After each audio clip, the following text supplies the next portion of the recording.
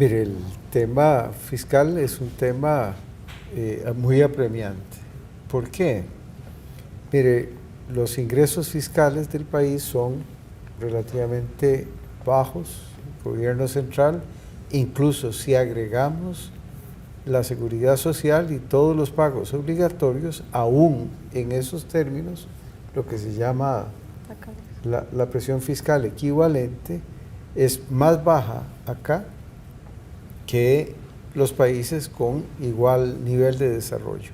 Por supuesto que si nos comparamos con Guatemala o con Nicaragua, en donde el Estado es tan débil y está degradado, pues es mucha la carga fiscal o la carga tributaria. Pero si nos comparamos con Chile, con Argentina, con Brasil, etcétera, países con algún grado de desarrollo, nuestros niveles de tributarios son bajos. Ahora, ¿a qué se debe un tanto a que estemos hoy en una situación tan apremiante? Nuestra carga tributaria se redujo en 2 puntos porcentuales en los años posteriores a la crisis. Un Producto Interno Bruto que crece más lentamente y que además muchas de las empresas que crecen más rápidamente en el país están exentas de tributo.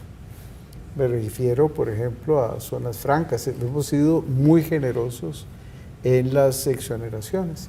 Entonces, bajo crecimiento, alto nivel de exención, no solo zonas francas, sino otras actividades productivas, muy dinámicas, por cierto, generan una brecha muy importante. Me parece muy interesante los datos que acaba de mencionar don Miguel, porque mientras él los mencionaba, yo decía, bueno, qué ganas de tener los datos de productividad país, ¿verdad? Y poder hacer igual la relación, ¿verdad? De cuánto estamos produciendo nosotros como país, qué tanta riqueza estamos generando para poder tener esos niveles de inversión, al menos en educación. Entonces, yo creo que está relacionado un poco con eso, ¿verdad? La percepción del sector productivo, al decir que siente un peso muy grande en cuanto a la carga tributaria, creo que tiene que ver, está más asociado con todos esos rezagos que tenemos como país en temas de competitividad, ¿verdad? Entonces se siente que por un lado yo estoy con una carga tributaria, que estoy pagando impuestos y generalmente son mucho las pequeñas y medianas empresas, ¿verdad?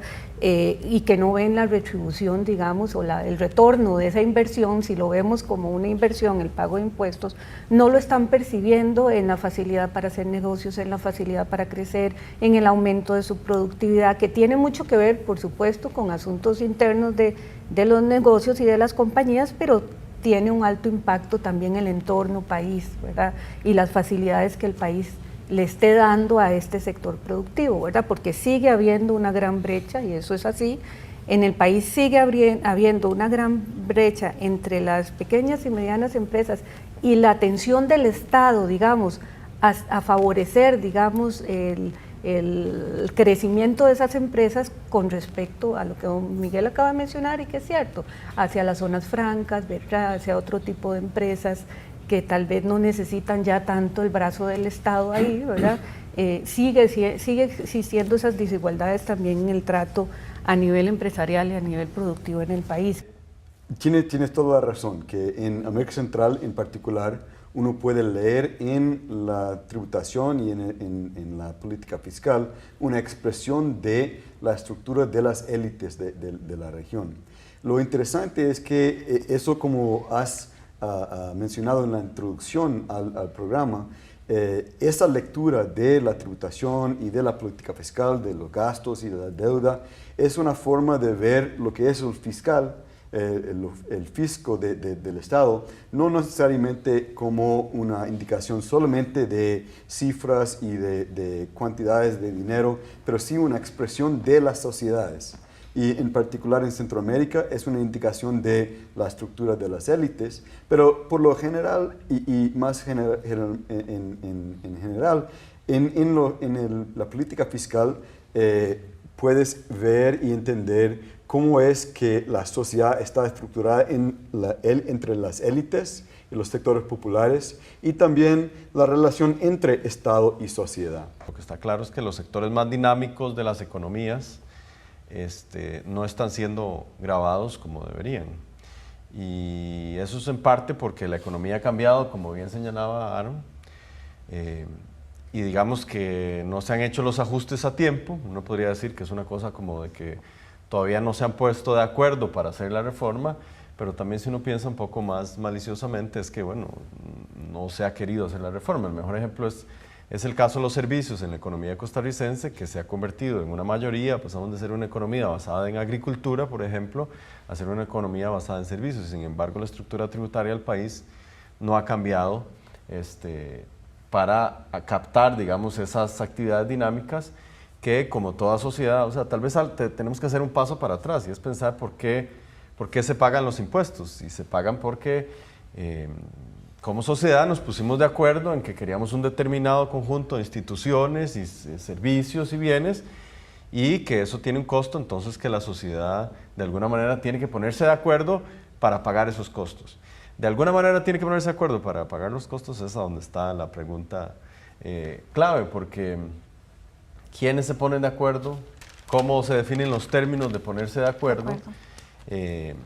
¿Quiénes quedan grabados y quiénes no quedan grabados? Es parte de la cuestión. Tal vez el ejemplo más claro de eso fueron los certificados de abono tributario de los 80s y los 90s en el país, que, o sea, no solo no pagaban, sino que el Estado les daba dinero para que desarrollaran una actividad económica. Y ahora con el tema de los papeles de Panamá los volvimos a recordar porque pues existe la posibilidad de que no todos hayan actuado apegados a la ley para no emitir ningún criterio legal y comprometernos. ¿Por qué a esa gente se decidió que el Estado les diera dinero directamente a unos empresarios en vez de dárselos a otro grupo de la población? Y eso tiene que ver con los arreglos políticos de ese momento, con lo que se pensó que podía sacar la economía adelante, pero sin duda muchas personas se enriquecieron con esa política fiscal específica, que era darle un incentivo a un grupo o una actividad económica para que se desarrollara. Bueno, precisamente el índice del Foro Económico Mundial es un índice que su ventaja es que es mundialmente aceptado. Entonces nos da una posibilidad de poder compararnos con los demás países, a pesar de que el índice en sí es un tema de percepción a partir de las condiciones de la infraestructura o del stock de infraestructura nacional para poder hacer negocios o para tener unas condiciones aptas para la producción. En ese sentido, nuestro país pues, se posiciona, tiene algunos claros oscuros, se posiciona pues, positivamente en los índices en el tema de energía, pero en el tema de infraestructura, en lo que son carreteras, lo que son sistemas ferroviarios, sale muy mal parado, es prácticamente el colero en la tabla.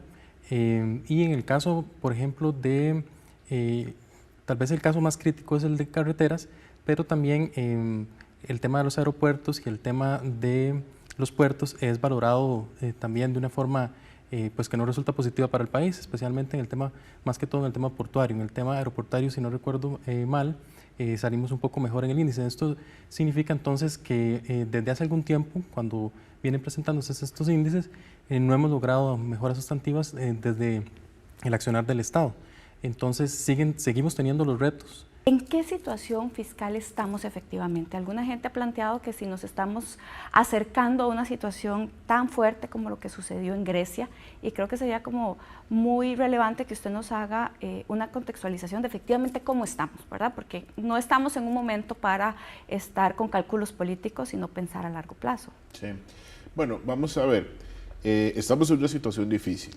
No estamos en este momento en una crisis, pero sí tuvimos un primer aviso de que la situación puede complicarse cuando empezamos a tener dificultades para conseguir el dinero necesario para financiar el gasto. Hay que entender que en la dinámica que tiene el gobierno, y con esto hablo de gobiernos en general, en caso de Costa Rica, apenas un 54% de los recursos que nosotros ocupamos provienen de impuestos. El resto hay que conseguirlo vendiendo títulos de deuda interna, colocando deuda en el exterior cuando se podía, ahora ya no, porque se acabó la autorización, Sí. pidiendo prestado a organismos internacionales o a través de que las instituciones coloquen recursos directamente en la Tesorería Nacional. Esta posibilidad de prestar, de poder acceder a préstamos más bien, está supeditada a que alguien nos quiera prestar o que nos pueda prestar. Claro. Pero como sucedería en una familia, después de mucho tiempo que alguien está pidiendo prestado, llega un momento que cuando uno va a pedir prestado ya no encuentra quién pedirle. Y nosotros estamos llegando a ese punto, donde se nos hace un poco más complicado conseguir recursos, porque ya hay mucha gente con deuda del gobierno y hay menos plata disponible para poder hacerlo.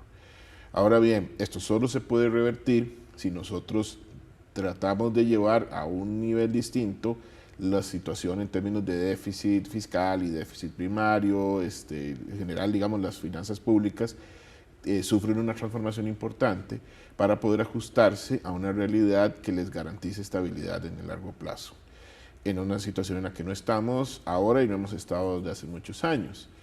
Esto es un problema crónico del cual hubo un impasse, vamos a ponerlo así, entre los años 2006 y 2008, cuando incluso en el 2007 y 2008 tuvimos superávit, o sea, Claro. tuvimos un exceso de ingresos con respecto a los gastos, pero vino la crisis, se revirtió esta situación y otra vez nos pusimos en la senda del déficit, que además ha venido siendo creciente desde el 2009. Entonces, y con ello además la deuda. Ya estamos alcanzando entonces esos puntos límite y bueno, mucha gente le pregunta a uno qué puede pasar y en cuánto tiempo. Yo ya no me atrevo a hacer apuestas porque en realidad cuando empezó el año no esperábamos tener problemas de liquidez. Claro. Y los tuvimos. Entonces, lo que sí tenemos que hacer es prepararnos para que esta situación, si no se resuelva, empiece a originar otros problemas adicionales. El problema de nuestro desempleo que tenemos que entrar a resolver es estructural, pero también, como decía en el discurso, que sea estructural no significa que no podamos actuar y que tengamos que actuar ya. Cosas que hay que hacer. Uno, hay un desempate entre lo que está pidiendo el mercado laboral y lo que está ofreciendo las personas, principalmente en la calificación y en la educación. Entonces, eso genera que se piden cierto tipo de trabajos que se están generando, pero la gente no hay un empate en eso. Esto hay que trabajarlo en dos niveles. Uno, mejorar la educación y la capacitación. Por eso hemos lanzado un programa tan agresivo en inglés, por ejemplo. Buscamos capacitar este año 60,000 personas, de las cuales ya se han capacitado 11,000 en ese esfuerzo. ¿Para qué? Para buscar empatar esas competencias y mejorar la empleabilidad. Otra es generar más empleos en esa parte de la economía que emplea a más personas menos calificadas. Estamos hablando mucho de la agricultura, la manufactura de cierto tipo, el comercio, pero para eso necesitamos orientar los esfuerzos de crédito y también de empuje institucional a esas industrias que hoy son las que menos crecen. Y también hacerlo territorialmente, porque hay una dinámica en el área metropolitana y otra completamente distinta en Guanacaste, en Limón, en Punta Arenas, en las distintas regiones de Por eso la planificación del priorización país. por regiones de Es ciertas correcto. acciones en específico. Es correcto, y por eso el énfasis no solo de ciertos proyectos con énfasis regional y de personas de nivel político encargadas de regiones para dar seguimiento.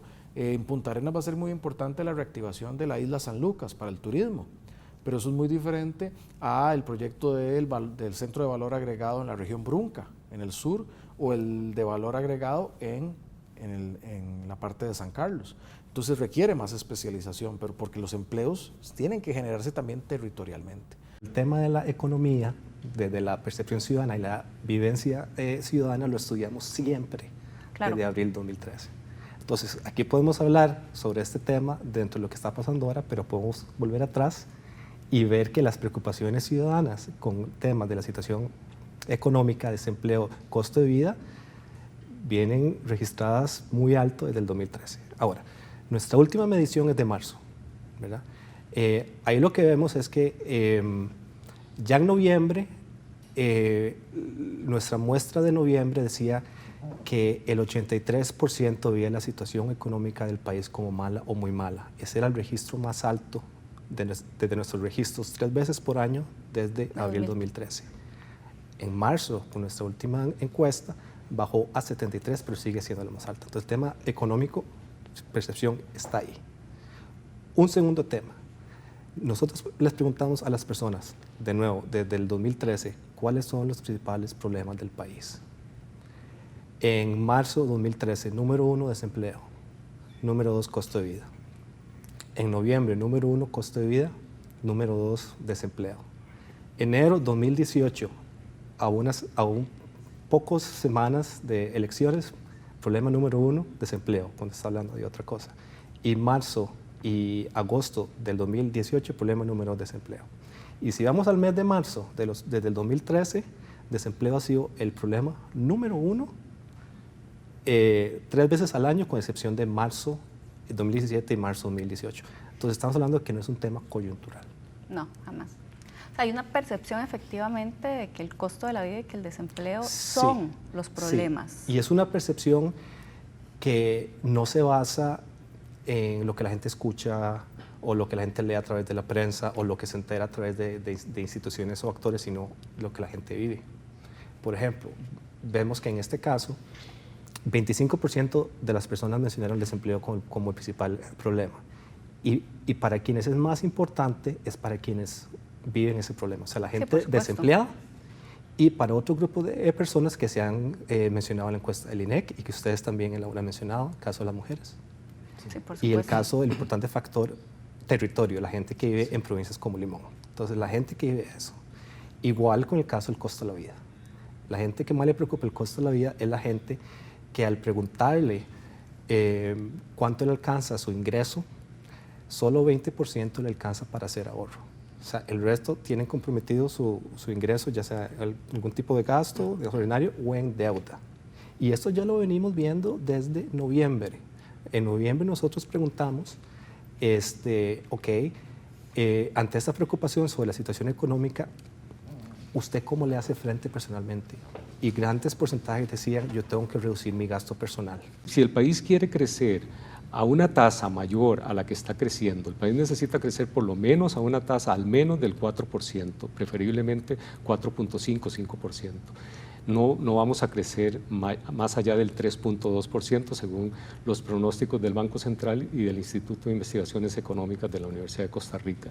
Si queremos crecer a tasas mayores, necesitamos ver el desarrollo fuera del gran área metropolitana, porque estamos llegando a un punto de saturación. Claro. Tenemos que buscar en las ventajas que tenemos en los puertos, en las ventajas que tienen regiones, digamos, como la región Chorotega para el desarrollo y la región Brunca para el desarrollo de un sector dinámico de agronegocios, el corredor de energías limpias que hemos identificado en la región Chorotega. O sea, las distintas regiones tienen un potencial enorme que pueden contribuir con el desarrollo integral del país. La reactivación va a depender de entender esa dinámica, que la dinámica del desarrollo está más allá del gran área metropolitana. Es una cosa que ya lo ha entendido CINDE, lo entiende Procomer, es decir, las agencias de desarrollo del país, ya no solo las públicas, sino las privadas, están viendo una necesidad en ese sentido.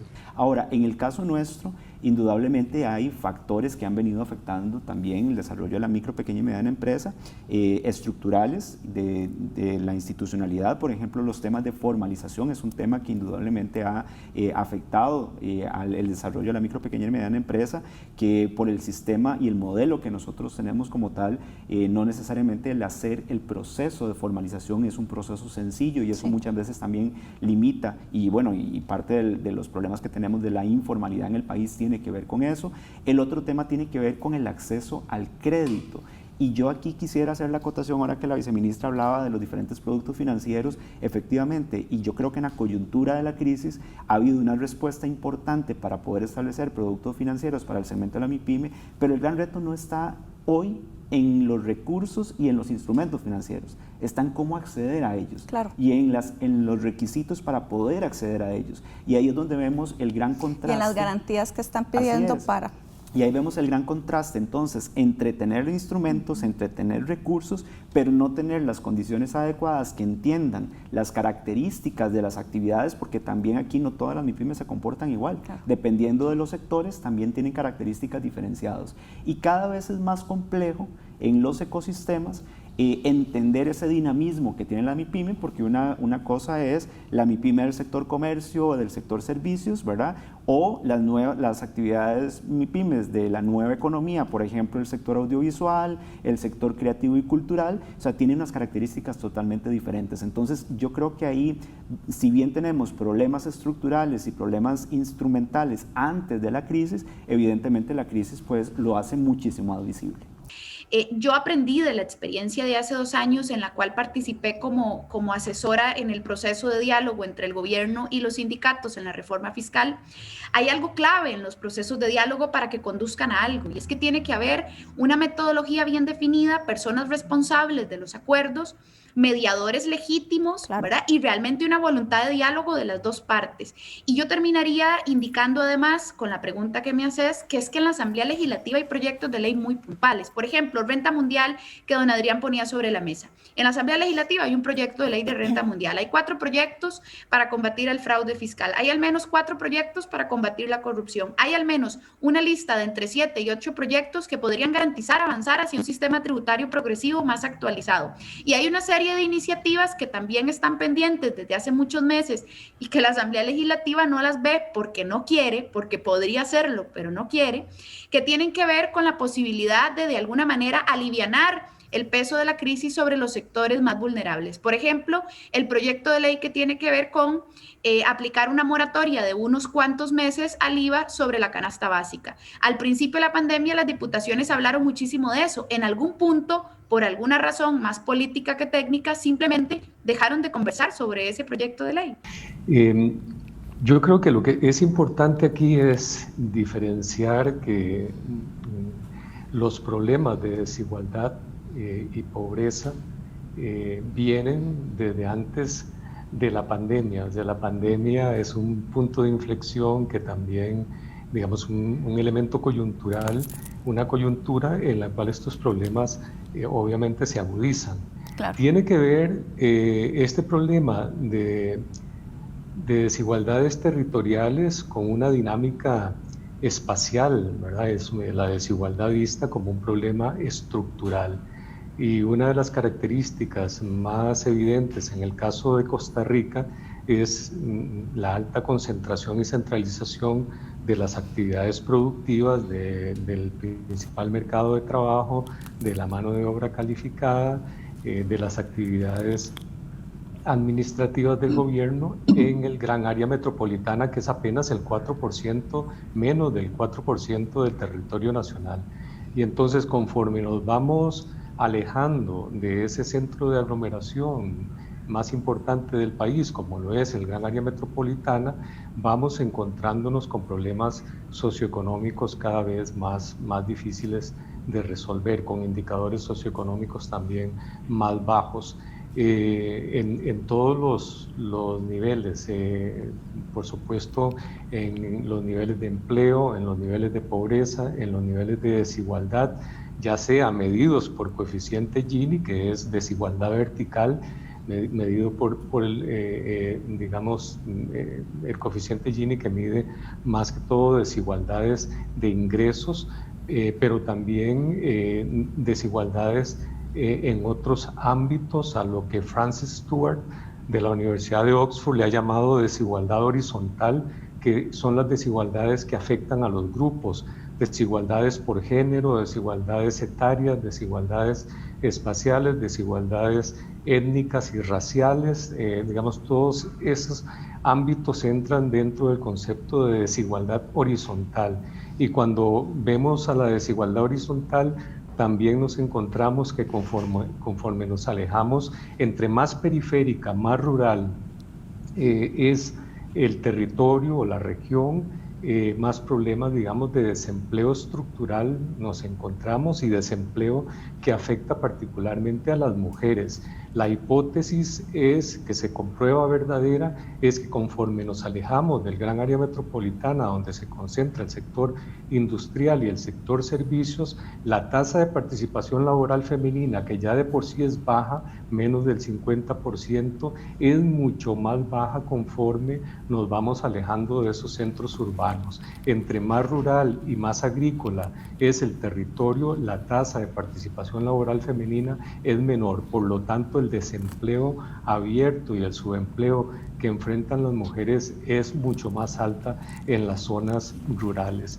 También nos vamos a encontrar con brechas digitales muy importantes que podemos comentar más adelante, ¿verdad? Y cómo esas brechas digitales, la pandemia vino a darnos un golpe de realidad, Claro. de que pensábamos que estábamos relativamente bien en términos de las tecnologías, de las nuevas tecnologías, de la sociedad 4.0, y nos damos cuenta que esa no es la realidad. En realidad, el ingreso a la OCDE es un proceso por invitación.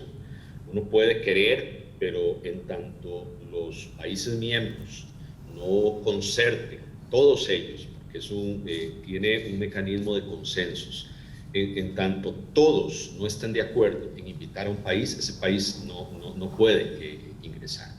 Los procesos de ingreso han cambiado a lo largo del tiempo.